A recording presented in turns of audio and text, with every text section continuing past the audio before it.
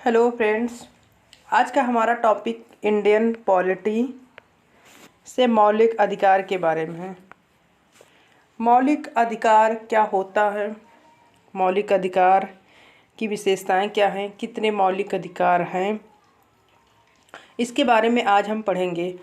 सिर्फ एग्ज़ाम के लिए ही मौलिक अधिकार के बारे में नहीं जानना चाहिए, हमें इसलिए भी जानना चाहिए कि हमारे मौलिक अधिकार क्या हैं। हम स्वतंत्र भारत के नागरिक हैं। भारतीय संविधान में मौलिक अधिकारों का वर्णन किया गया है, इसके बारे में हमें जानना जरूरी है।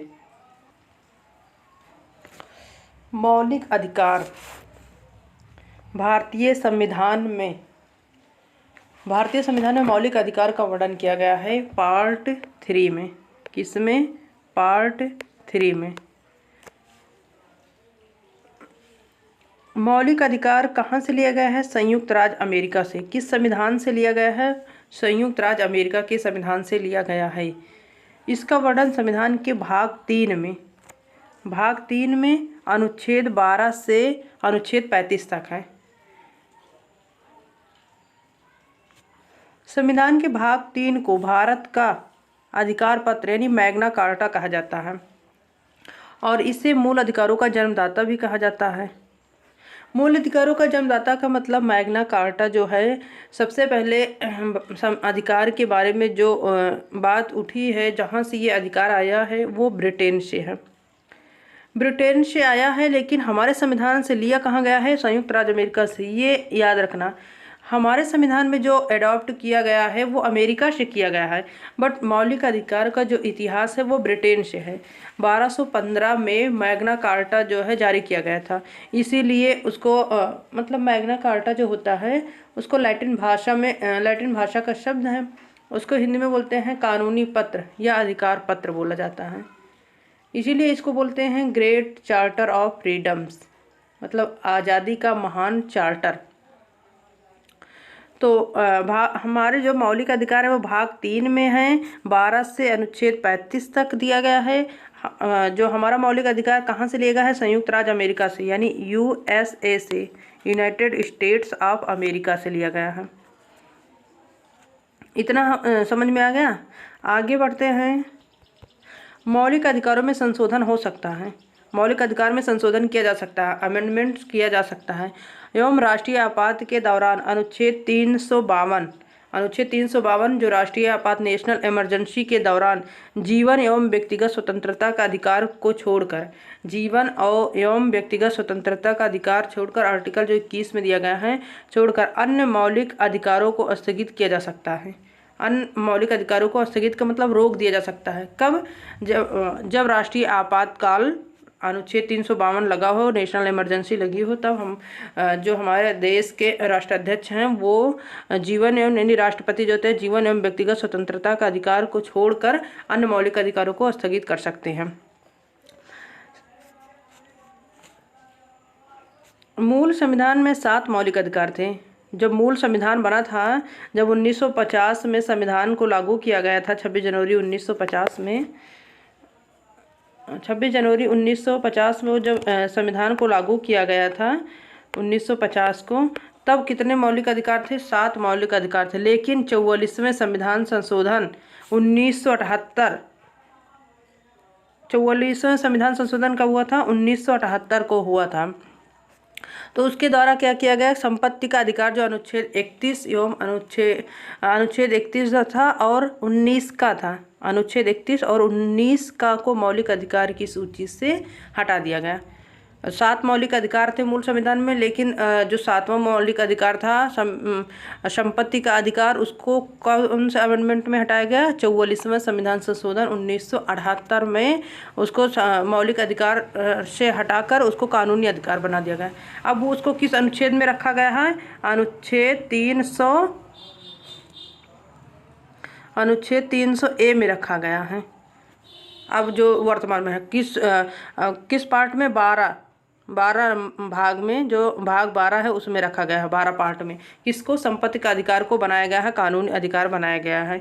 यहाँ तक कि समझ में आ गया होगा आपको। मूल संविधान में 7 मौलिक अधिकार थे, लेकिन 44वें संविधान संशोधन 1978 के द्वारा संपत्ति का अधिकार जो है अनुच्छेद 31 और अनुच्छेद 19 का मौलिक अधिकार की सूची से हटाकर इसे संविधान के अनुच्छेद 300A में के अंतर्गत कानूनी अधिकार बनाया गया है। क्या कौन सा अधिकार बन गया है? कानूनी अधिकार बन गया है। और पार्ट किसमें है? पार्ट 12 में, 12 में, 3 से हटा के 12 में रखा गया। नोट बताया गया है कि 1931 में जब भारत आज़ाद नहीं हुआ था, 1931 में कराची अधिवेशन हुआ था। उसकी अध्यक्षता किसने की थी? सरदार वल्लभ भाई पटेल ने। 1931 में कराची अधिवेशन, उसकी अध्यक्षता सरदार भाई पटेल ने किया था। सरदार वल्लभ भाई पटेल ने क्या किया था? कांग्रेस ने घोषणा पत्र में मूल अधिकारों की मांग की थी। मूल अधिकारों का प्रारूप किसने तैयार किया था? जवाहरलाल नेहरू ने। 1931 में जो कराची अधिवेशन हुआ था उसमें कांग्रेस ने घोषणा पत्र में मूल अधिकारों की मांग की थी और उसकी अध्यक्षता कौन कर रहे थे? सरदार वल्लभ भाई पटेल कर रहे थे।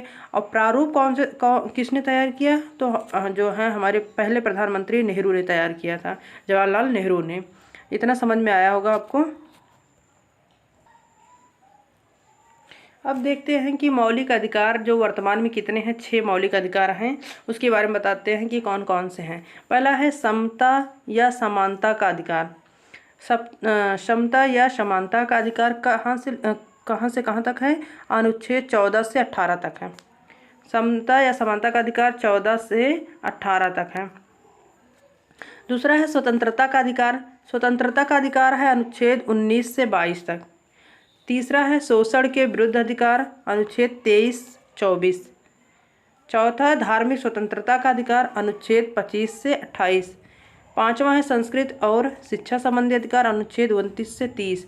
जो पांचों के बाद छठा था वो कौन, मतलब संवैधानिक उपचारों का अधिकार है, तो अनुच्छेद 32 में है। जो सातवां था संपत्ति का अधिकार, अनुच्छेद 31, उसको 44वें संविधान संशोधन 1978 में हटा दिया गया है। 7 मौलिक अधिकार नहीं, वर्तमान में 6 है। अगर पूछा जाए मूल संविधान में कितने थे, जब संविधान हमारा बना था तब कितने थे? 7 थे। और कब हटाया गया संपत्ति का अधिकार? तो 44वें संविधान संशोधन कब? 1978 को हटाया गया था। इतना समझ में आ गया होगा। समता या समानता का अधिकार, स्वतंत्रता का अधिकार, समता का अधिकार, स्वतंत्रता का, शोषण के विरुद्ध अधिकार, धार्मिक स्वतंत्रता का अधिकार, संस्कृत और शिक्षा संबंधी अधिकार जो है, फिर है संवैधानिक उपचारों का अधिकार। इतना समझ में आ गया होगा। आप पढ़ते हैं समता या समानता का अधिकार के बारे में। अनुच्छेद 14 से 18 है, 14 से 18। तो सबसे पहले हम पढ़ते हैं 14 अनुच्छेद के, पढ़ते हैं 14।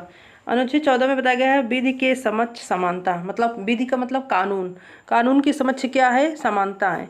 इसका अर्थ यह है कि राज्य सभी व्यक्तियों के लिए एक समान कानून बनाएगा तथा उन पर एक समान लागू करेगा। मतलब वो चाहे छोटा हो बड़ा हो, सबके लिए जो कानून बनेगा सबके लिए एक समान हो। विधि के समक्ष क्या हो? सब समान रहेगा। वो चाहे जो हो, चाहे आम नागरिक हो या कोई अधिकारी हो या कोई नेता हो, कोई भी हो, वो विधि के समक्ष क्या है? समानता, क्षमता है, उस समान है। मतलब किस आर्टिकल में देगा? अनुच्छेद 14 में। अनुच्छेद 14 में विधि के समक्ष समानता। फिर अनुच्छेद 15 में क्या दिया गया है? अनुच्छेद 15 में दिया गया धर्म, धर्म के आधार पर नस्ल, जाति, लिंग या जन्म स्थान के आधार पर भेदभाव का निषेध है। मतलब चाहे जो धर्म के हो, चाहे हिंदू हो या मुस्लिम हो, सिख हो, ईसाई, कोई भी धर्म के आधार पर भेदभाव नहीं किया जाए। नस्ल, कौन सी नस्ल को, ये भी नहीं। जात बिरादरी की नाम पर कोई भी भेदभाव नहीं किया। लिंग, स्त्री पुरुष, किस भी कोई भी लिंग के आधार पर भेदभाव नहीं किया। जन्म स्थान, कहाँ से पैदा हुए, किस राज्य में, किस एरिया से, इस पे के आधार पर कोई भेदभाव नहीं किया जाएगा। मतलब राज्य जो है, राज्य के द्वारा धर्म, मूल वंश, जाति, लिंग एवं जन्म स्थान आदि के आधार पर नागरिकों के प्रति जीवन के किसी भी क्षेत्र में भेदभाव नहीं किया जाएगा। लेकिन भेदभाव किया जाता है, इसके आधार पर नहीं होगा जितने ये पॉइंट दिए गए हैं। भेदभाव ऐसे किया जाता है पढ़ाई लिखाई में, जो जॉब में किया जाता है वो आपकी योग्यता के आधार पर किया जा सकता है। या पद है, योग्यता के आधार पर आपको भेदभाव किया जाता है। आपकी लंबाई, जैसे कोई हुआ कि डिफेंस सेक्टर में जाना है तो लंबाई के आधार पर, वजन के आधार पर ये किया जा सकता है। लेकिन इस आधार पर धर्म की, आप किस बिरादरी के, आपको सिर्फ मतलब इस धर्म के हो, हिंदू धर्म के हो, मुस्लिम धर्म के या सिख धर्म के, उसी में ही जॉब मिलेगी, तो ऐसा नहीं है। नस्ल, जाति, लिंग या जन्म स्थान के आधार पर भेदभाव का निषेध किया गया है। फिर अगला है अनुच्छेद 16, 14 हो गया, 15 हो गया, 16 लोक नियोजन के विषय में अवसर की समानता। लोक नियोजन मतलब जो हमको सरकारी जॉब मिलेगी, लोक नियोजन के बारे में मतलब जो लोक नियोजन के समझ क्या है, समानता है, अवसरों की समझ समानता, यानी नौकरियों में क्या है, समानता दिया गया है।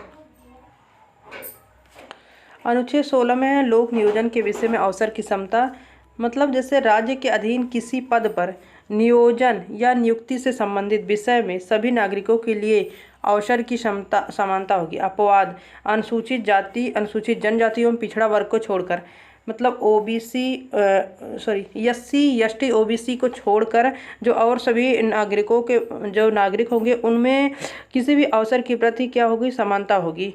कोई भी पद है नियुक्ति में सभी के लिए एक समान अवसर की समानता होगी। अगला अनुच्छेद है अनुच्छेद 17 है। अनुच्छेद 17 है अस्पृश्यता का अंत। अस्पृश्यता के उन्मूलन के लिए इसे दंडनीय अपराध घोषित किया गया है। अस्पृश्यता का अंत में दिया गया मतलब छुआछूत के आधार पर किसी के प्रति भेदभाव नहीं किया जाएगा कि ये नीच है या ऊंच है, उच्च है या नीच है, इसके आधार पर नहीं, सभी क्या है, समान है। अस्पृश्यता का अंत हो गया, छुआछूत का क्या हो गया, अंत हो गया अनुच्छेद 17 में। फिर है अनुच्छेद 18। अनुच्छेद 18 में है उपाधियों का अंत। सेना या विद्या है संबंधी सम्मान के सिवाय अन्य कोई भी उपाधि राज्य द्वारा प्रदान नहीं की जाएगी। भारत का कोई जो नागरिक है किसी अन्य देश से, मतलब भारत का कोई नागरिक किसी अन्य देश से बिना राष्ट्रपति की आज्ञा से कोई उपाधि स्वीकार नहीं कर सकता है। सिर्फ कौन सा उपाधि दी जाएगी, सेना में जैसे जनरल हुआ, कर्नल हुआ, ये हुआ। विद्या में जैसे डॉक्टर की उपाधि, ये सारे जो है उपाधि दी जा सकती है। लेकिन ये कह दो कि मतलब कोई अन्य जैसे राय बहादुर का, सर का, ये उपाधि जो है वो ये बंद हो गया है, ये उपाधि अब नहीं दी जाती है। तो सबसे पहले है समानता का अधिकार में है, समानता के अधिकार में। तो हमने असमानता के अधिकार के अंतर्गत क्या क्या पढ़ा है कि अनुच्छेद 14 में है कि विधि के समझ समानता। अनुच्छेद 15 बताया गया है कि धर्म, नस्ल, जाति, लिंग या जन्म स्थान के आधार पर भेदभाव का निषेध किया गया है। अनुच्छेद 16 में बताया गया है कि लोक नियोजन के विषय में अवसर की समता, मतलब जो है अवसर की समानता दी गई है। अपवाद है अनुसूचित जाति, अनुसूचित जनजाति और पिछड़ा वर्ग को छोड़कर। 17 में बताया गया कि अस्पृश्यता का अंत किया गया है, मतलब छुआछूत को अपराध घोषित किया गया। और अनुच्छेद 18 में बताया गया उपाधियों का अंत हो गया है, सिर्फ सेना या विद्या संबंधी जो सम्मान है उसको छोड़कर। लेकिन अगर कोई दूसरा देश, भारत का कोई नागरिक किसी अन्य देश से बिना राष्ट्रपति की आज्ञा की कोई उपाधि स्वीकार नहीं कर सकता है। नोट बताया कि भारत सरकार द्वारा भारत रत्न, पद्म विभूषण, पद्म भूषण, पद्म श्री एवं सेना द्वारा परमवीर चक्र, महावीर चक्र, वीर चक्र आदि पुरस्कार अनुच्छेद 18 के तहत ही दिए जाते हैं। मतलब इसको ये नहीं माना जाएगा कि ये मतलब विद्या संबंधी और जो है सेना संबंधी जो उपाधि दिए जाते हैं वो अनुच्छेद 18 के तहत ही दिए जाते हैं। ये अंत नहीं किया गया। इसको ये सर जैसे उपाधि या राय बहादुर जैसे उपाधि ये नहीं दिए जा सकते, लेकिन सेना में और विद्या संबंधी भारत रत्न जैसे हुआ, पद्म विभूषण, ये पुरस्कार दिए जा सकता है। फिर उसके बाद समानता के अधिकार के बाद आया स्वतंत्रता का अधिकार। दूसरा अधिकार क्या है, स्वतंत्रता का अधिकार। स्वतंत्रता का अधिकार अनुच्छेद 19 से लेकर जो है वो अनुच्छेद 19 से लेकर 22 तक दिया गया है। तो सबसे पहले अनुच्छेद 19 में पढ़ते हैं कि मूल संविधान में 7 तरह की स्वतंत्रता थी। स्वतंत्रता की बात कर रहे हैं, अब मौलिक अधिकार की बात नहीं कर रहे हैं। मूल संविधान में भी 7 तरह की स्वतंत्रता दी गई थी, स्वतंत्रता का उल्लेख किया गया। अब सिर्फ 6 स्वतंत्रता है। कौन? अनुच्छेद 19F, जैसे अनुच्छेद 31 को हटा दिया गया था वैसे अनुच्छेद उसी के साथ 19F भी संपत्ति का ही अधिकार था। तो जब अनुच्छेद 31 हटा तो अनुच्छेद क्या हुआ, 19F भी हट गया। 44वां संविधान संशोधन 1978 के द्वारा हटा दिया गया है। 6 तरह की स्वतंत्रता का अधिकार वर्तमान में है। कितने तरह की? 6 तरह की स्वतंत्रता का अधिकार है। स्वतंत्रता का अधिकार अनुच्छेद 19 से लेकर 22 तक है। और ये जो मूल संविधान में 7 तरह की स्वतंत्रता थी, अब सिर्फ 6 स्वतंत्रता है। अनुच्छेद 19F यानी संपत्ति का अधिकार 44वें संविधान संशोधन 1978 के द्वारा क्या हुआ, हटा दिया गया। अब 6 तरह की ही स्वतंत्रता का ही अधिकार है। 6 तरह की स्वतंत्रता का अधिकार के अंतर्गत जैसे अनुच्छेद 19A में है बोलने की स्वतंत्रता।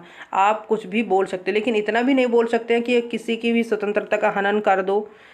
दूसरा अनुच्छेद 19B में है शांतिपूर्वक बिना हथियारों के एकत्रित होने और सभा करने की स्वतंत्रता। मतलब शांतिपूर्वक आप बिना हथियार के कोई मतलब एकत्रित होकर कोई सभा कर सकते हैं, कोई मीटिंग कर सकते हैं, ये अधिकार है। अनुच्छेद 19C में बताया गया संघ बनाने की स्वतंत्रता। आप कोई भी संघ समिति का गठन कर सकते हैं, इसके लिए आप स्वतंत्र हैं।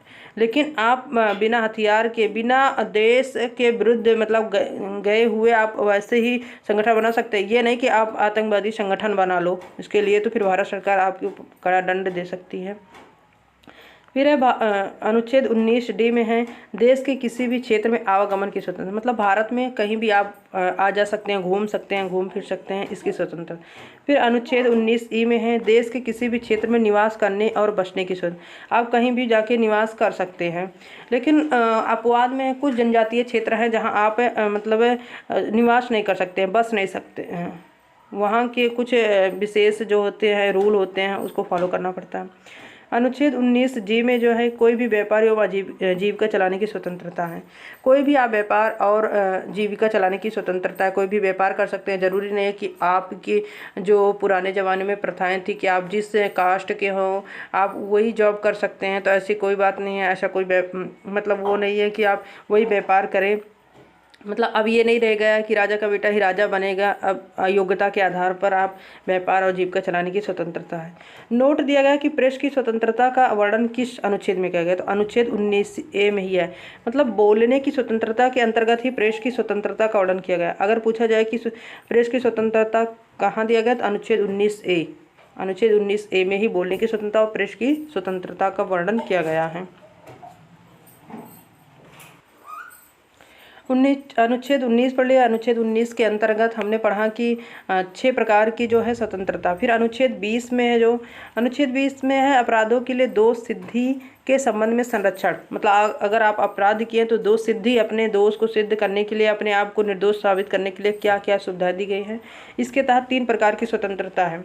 पहला है किसी भी व्यक्ति को एक अपराध के लिए सिर्फ एक बार सजा मिलेगी। अगर कोई एक बार अपराध किया है तो उसको एक बार ही सजा मिलेगी। ये नहीं कि जब देखो तब उसको सजा दी जाएगी। अगर एक अपराध के लिए एक सजा। दूसरा मतलब स्वतंत्रता दी गई है कि अपराध करने के समय जो कानून है उसी के तहत सजा मिलेगी, न कि पहले और बाद में बनने वाले कानून के तहत। दूसरा बताया गया है स्वतंत्रता कि अपराध के समय जो कानून उस अपराध से संबंधित बने हैं उसी के आधार पर सज़ा मिलेगी। मतलब अगर आपको चोरी करने के लिए अगर उस समय आपको जो सज़ा निर्धारित है पहले से, मतलब उसी के मतलब उस समय जो लागू है उसी के तहत आपको सज़ा मिलेगी। ये नहीं है कि आपको नया कानून बना कर चोरी करने के लिए आपको फांसी की सज़ा दी जाएगी, ऐसा कुछ नहीं है। तीसरा है कि किसी भी व्यक्ति को स्वयं के विरुद्ध न्यायालय में गवाही देने के लिए बाध्य नहीं किया जाएगा। मतलब उसको जो व्यक्ति ने मतलब वो जो व्यक्ति है किसी भी व्यक्ति को स्वयं के विरुद्ध न्यायालय में गवाही देने के लिए बाध्य नहीं किया जाएगा। 3 प्रकार के अनुच्छेद 20 के तहत अपराधों के दोष सिद्धि के संबंध में संरक्षण 3 प्रकार की दी गई, 3 प्रकार की स्वतंत्रता है। मतलब किसी भी व्यक्ति को एक अपराध के लिए एक बार सजा मिलेगी। दूसरा है जो कानून उस समय प्रचलित में उसी के तहत सजा मिलेगी, न कि बाद में और पहले कानून के तहत। तीसरा है किसी भी व्यक्ति को स्वयं के विरुद्ध न्यायालय में गवाही देने के लिए बाध्य नहीं किया जाएगा। फिर अनुच्छेद 21 में है प्राण एवं दैहिक स्वतंत्रता का संरक्षण, यानी जीवन संबंधी स्वतंत्रता। किसी भी व्यक्ति को विधि द्वारा स्थापित प्रक्रिया के अतिरिक्त उसके जीवन और व्यक्ति स्वतंत्रता के अधिकार से वंचित नहीं किया जा सकता। अनुच्छेद 21 में है कि प्राण एवं दैहिक स्वतंत्रता या जीवन का अधिकार बोल सकते हैं। अनुच्छेद 21 इसमें बताया गया कि जैसे स्वच्छ वायु में जीने, भोजन प्राप्त करने का अधिकार है। कोई भी मनुष्य ऐसा नहीं है उसको स्वच्छ वायु लेने मतलब स्वच्छ वायु जो है ग्रहण करने की स्वतंत्रता है। स्वच्छ पानी पीने का अधिकार है उसे। अच्छी स्वास्थ्य सुविधा का अधिकार है उसे। स्वच्छ व स्वस्थ पर्यावरण में रहने का अधिकार है। विदेश में घूमने का अधिकार है अनुच्छेद 21 के तहत। जीवन रक्षा का अधिकार है। निजता का अधिकार है, मतलब प्राइवेसी का भी अधिकार किसके तहत आता है? निजता का अधिकार अनुच्छेद 21 के तहत आता है। अनुच्छेद 21 के तहत क्या आता है कि प्राइवेसी यानी निजता का अधिकार भी अनुच्छेद 21 के तहत आता ही है। फिर उसके बाद है सूचना का अधिकार, राइट टू इन्फॉर्मेशन भी किसके तहत आता है? अनुच्छेद 21 के तहत आता है। अनुच्छेद 21 के तहत भारत सरकार का दायित्व बनता है कि अनुच्छेद 21 के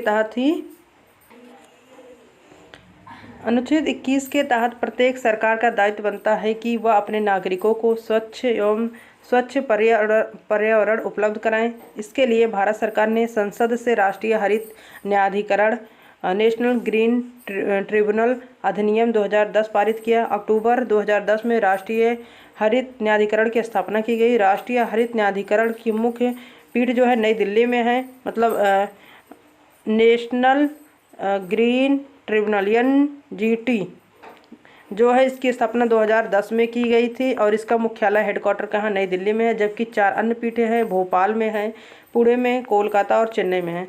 राष्ट्रीय हरित न्यायाधिकरण जो है देश में पर्यावरण से संबंधित मामले के लिए उत्तरदायी है। फिर है अनुच्छेद 21(1), मतलब अनुच्छेद 21(a) या का बोल सकते हैं। अनुच्छेद 21(a) या का, इसके तहत बताया गया है कि राज्य 6 से 14 वर्ष की आयु के समस्त बच्चों को ऐसे ढंग से जैसा कि राज्य विधि द्वारा अवधारित करें, मतलब ऐसे ढंग से जो राज्य कानून बनाए, निःशुल्क तथा अनिवार्य शिक्षा उपलब्ध कराएगा। किसके तहत? अनुच्छेद 21(a) के तहत निःशुल्क शिक्षा, राइट टू एजुकेशन जो है वो कितने साल के बच्चों? 6 से 14 वर्ष के बच्चों के लिए है। और ये कब मतलब जोड़ा गया था? तो 86वें संविधान संशोधन 2002 के तहत। ऐसे याद करें, 8 6 कितना होगा? 8 6 14 हो जाएगा। तो 14 वर्ष के बच्चों के लिए क्या है? 2006 में जो है 6 से 14 वर्ष के बच्चों के लिए वो शिक्षा का अधिकार, राज्य जो विधि बनाएगा उसके तहत निःशुल्क तथा अनिवार्य शिक्षा उपलब्ध कराई जाएगी। उसके बाद अनुच्छेद 21 से का के बाद अनुच्छेद 22 कुछ दशाओं में गिरफ्तारी और निरोध में संरक्षण के बारे में दिया गया है। अनुच्छेद 22 में क्या दिया गया है? कुछ दशाओं में गिरफ्तारी और निरोध में संरक्षण। जैसे गिरफ्तारी के संबंध में संरक्षण, इसके अगर किसी भी व्यक्ति को मनमाने ढंग से हिरासत में ले लिया गया हो तो उसे 3 प्रकार की स्वतंत्रता प्रदान की गई है। कितने प्रकार की? 3 प्रकार की। अपराध के संबंध में जो 2 सिद्धि का संरक्षण था, अनुच्छेद 20 जो था अपराध के समय में था कि अपराध के लिए क्या है, और 22 में क्या है? गिरफ्तारी से संबंधित क्या है? 3 प्रकार से। पहला है हिरासत में लेने के कारण बताना। मतलब क्या है कि आप पूछ सकते हैं कि हम किस अधिकार से, मतलब कारण क्या है जो हमको गिरफ्तार किया जाएगा। अरेस्ट करने के लिए पहले पूछा जाएगा अरेस्ट वारंट है कि नहीं, इसके बारे में मतलब कारण बताओ। फिर दूसरा 24 घंटे के अंदर, यानी आने जाने के समय को छोड़कर 24 घंटे यानी आने जाने मतलब ले जाने और आने जाने के छोड़कर उसे दंडाधिकारी के समक्ष पेश किया जाएगा। मतलब जो नज़दीकी जो न्यायालय होगा उसके तहत, मजिस्ट्रेट उसके तहत जो है उसके समक्ष पेश किया जाएगा। तीसरा, उसे अपने पसंद के वकील से सलाह लेने का अधिकार होगा। मतलब अनुच्छेद 20 में अपराध से, अनुच्छेद 22 में क्या है? गिरफ्तारी से संबंध जो है, गिरफ्तारी और निरोध में संरक्षण है। उसके तहत 3 प्रकार की स्वतंत्रता दी गई है। पहला है कि हिरासत में लेने का कारण बताया जाएगा। दूसरा, 24 घंटे के अंदर मतलब आने जाने के समय को छोड़कर उसे दंडाधिकारी के समक्ष पेश किया जाएगा और उसे अपने पसंद के वकील से सलाह लेने की भी अधिकार होगा। मतलब हमने अभी पढ़ा कि 2 प्रकार के 2 स्वतंत्रता के बारे में पढ़ा। पहला है 2 मौलिक अधिकार के बारे में पढ़ा। जैसे पहला है समानता का अधिकार, दूसरा है स्वतंत्रता का अधिकार, और जो और 4 बचे हैं उसको हम नेक्स्ट वीडियो में पढ़ेंगे। और अगर आपको एक बार में ये समझ में ना आए तो फिर से इसको दोबारा पढ़िए। मौलिक अधिकार सिर्फ पेपर पॉइंट से ही इम्पोर्टेंट नहीं है, हमें अपने अधिकार के बारे में जानना जरूरी है। हम एक सभ्य देश के सभ्य नागरिक बनने के लिए हमको अपने मौलिक अधिकारों और मौलिक कर्तव्य दोनों के बारे में जानना जरूरी है। फिर मिलते हैं नेक्स्ट वीडियो में नेक्स्ट टॉपिक के साथ। तब तक के लिए आप लोग सब्सक्राइब कीजिए, शेयर कीजिए, कमेंट कीजिए, लाइक कीजिए। धन्यवाद।